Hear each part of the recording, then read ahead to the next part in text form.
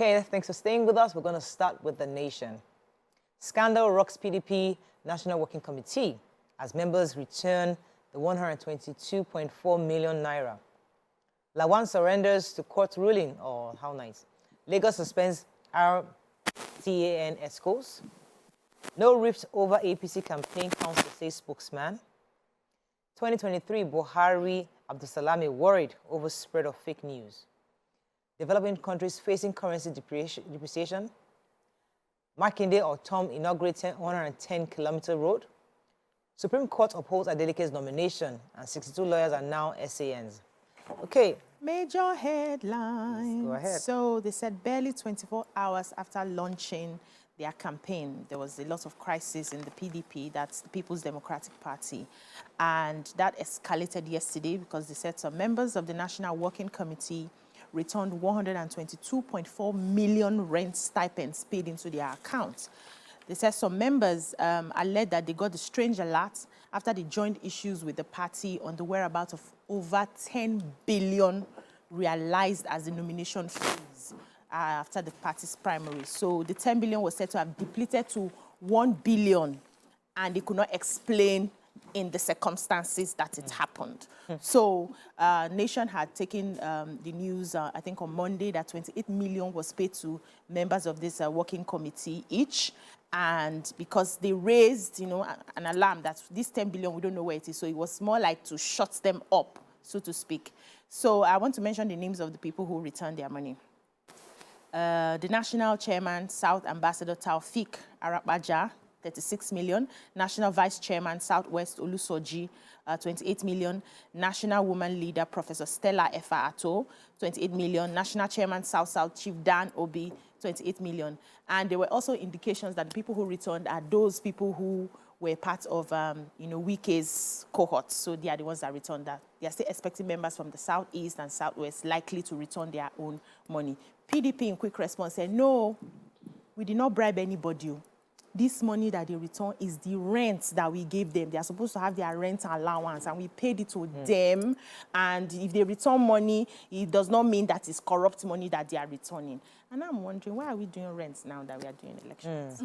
Okay, go ahead. Yes, so at the event, the first National Peace Accord initiated by the National Peace Committee yesterday, we know that the leaders of the parties and their flag bearers were there to sign it. So at that event, our president and the former president Goodluck Jonathan expressed worry over what they described as increasing spread of fake news. So they say that development has been compounded by personal attacks, insults, and incitement by what was described as political gladiators and parties. So the former president Jonathan and our present president was just saying that we should make campaign issue-based. The election should be about the issues and leave all this mud-slinging aside and calling people names. And INEC also reiterated that, and there are so many other stakeholders, and that, I guess, is the message for this year, especially because social media plays such a huge role in our modern times, and a lot of people we put in uninformed, misinformed, outdated,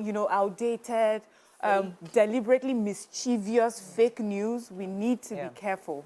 Okay, let me take the story on the Supreme Court's upholding the Adelike's nomination for Osun governorship poll. If you recall, one of his colleagues from PDP, Aoyedotun Babayemi, had filed a report, filed to the court saying that he should have been the rightful candidate of the PDP. The case went to the appeal court and then now to the Supreme Court, where Justice Oji ruled that since the appellant filed his notice of appeal out of time, she ruled based on the fact that she didn't have jurisdiction, so she threw out the case. So I don't know what next for the case, but I think for now, the issue of either if it was him or Adeleke that was supposed to be PDP candidate in the Osun governorship elections, it's clear that the Supreme Court has ruled that Adeleke was rightfully the one to be candidate. Another court's ruling that the senator has now said is going to uphold. Senate President Mohamed Lawan has promised that he will not be contesting the result, the judgment from the Federal High Court in Damaturu, Yobe State, said that even though he had served 23 years in the National Assembly legislature, and is happy with his candidate we remember the complication. He wanted to become the president, and so he didn't go ahead to recontest as a senator, and he was trying to see if that could be changed. And right now, he wouldn't be recontesting in the next election, and he's congratulated everybody and said he has taken this judgment. And I think we should have that this should be the spirit going forward. If you lose with dignity and move on. Moving on quickly to the Punch APC presidential campaign, Tinubu to pacify Adamu governors with 2,000 appointments. Tinubu absent, Atiku others signed peace pact. Buhari demands non-violent polls. Two feared dead in RTN clash. Sanwo-Olu suspends union. Adeleke wins at the Supreme Court. Hometown PDP celebrate. 3 EFCC lawmakers, 59 others make SAN list.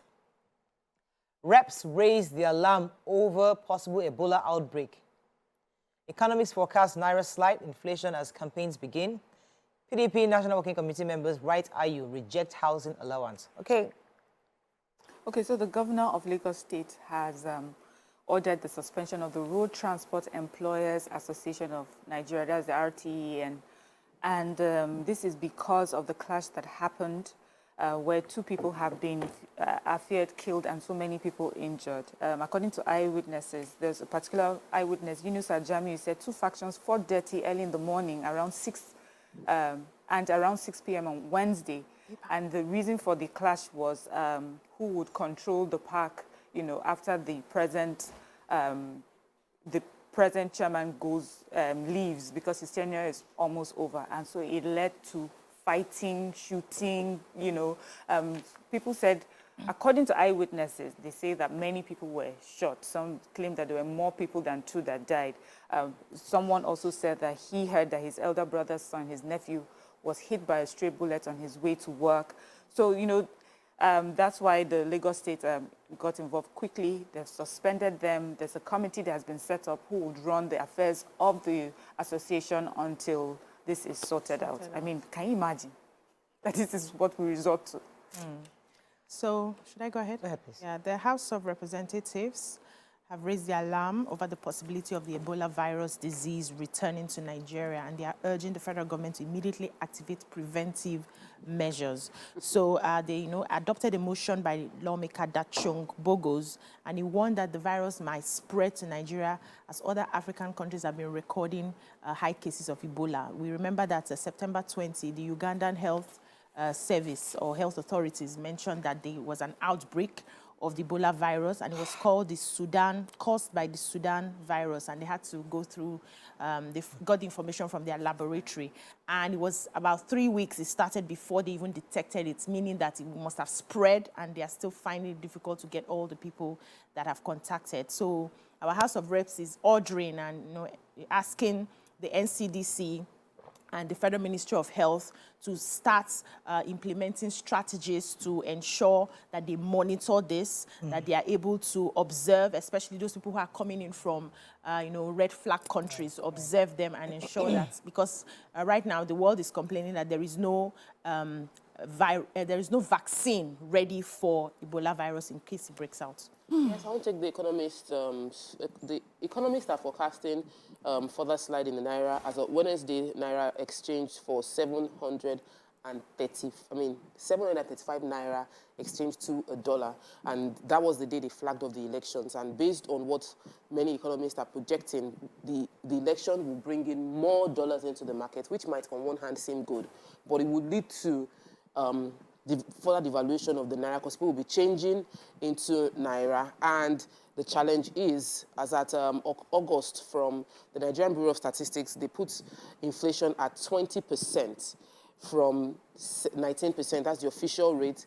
And they are forecasting that the government needs to carry out specific actions that will help combat the impact of inflation. What inflation simply means, the cost of living goes up. And I'm waiting for that specific action. What is it going to be? What will the finance minister do? Because we all know this is going to happen anyway. Okay, let's go on a quick break. When we come back, we'll continue with our review. Stay with us. We'll be right back. Thanks for staying with us. Moving on now to Daily Sun. Because still reviewing Daily Sun.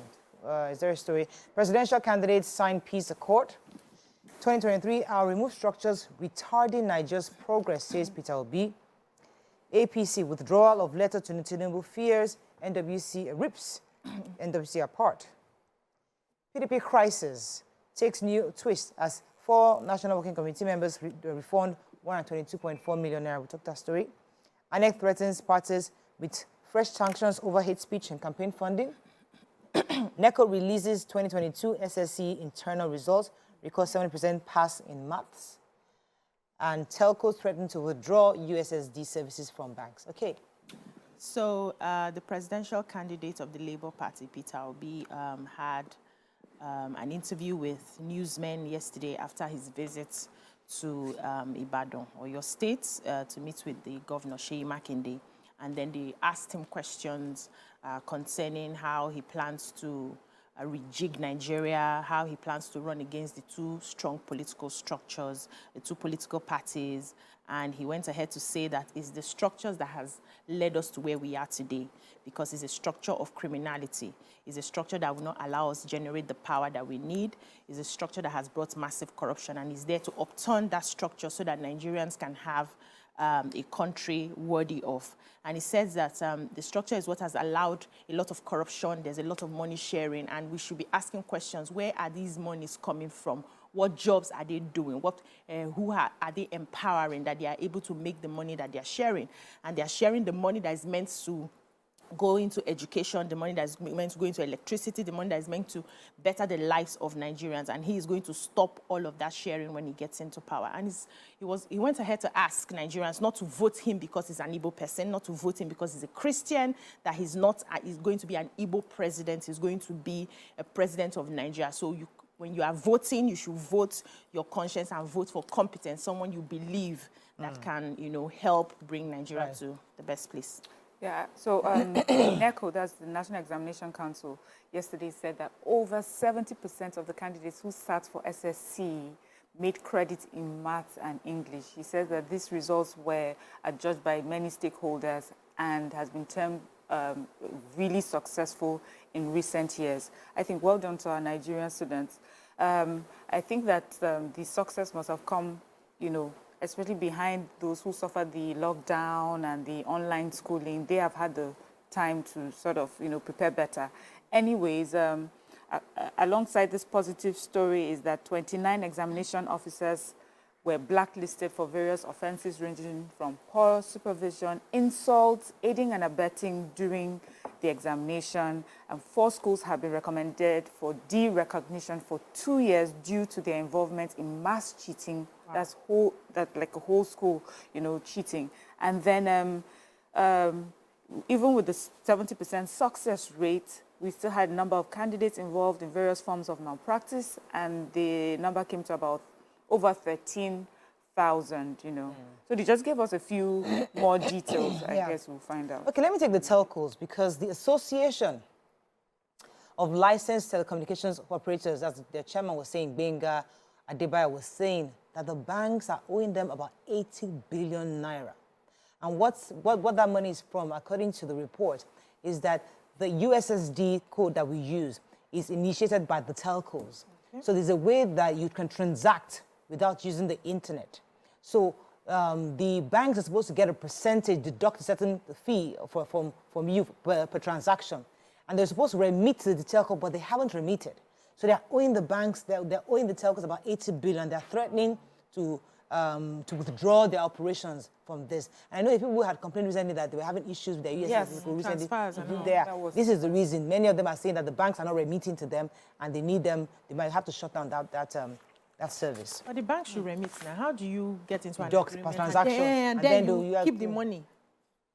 Well, we'll hear from the bank and see what they are. Vanguard 2023, if you're in APC over campaign team list.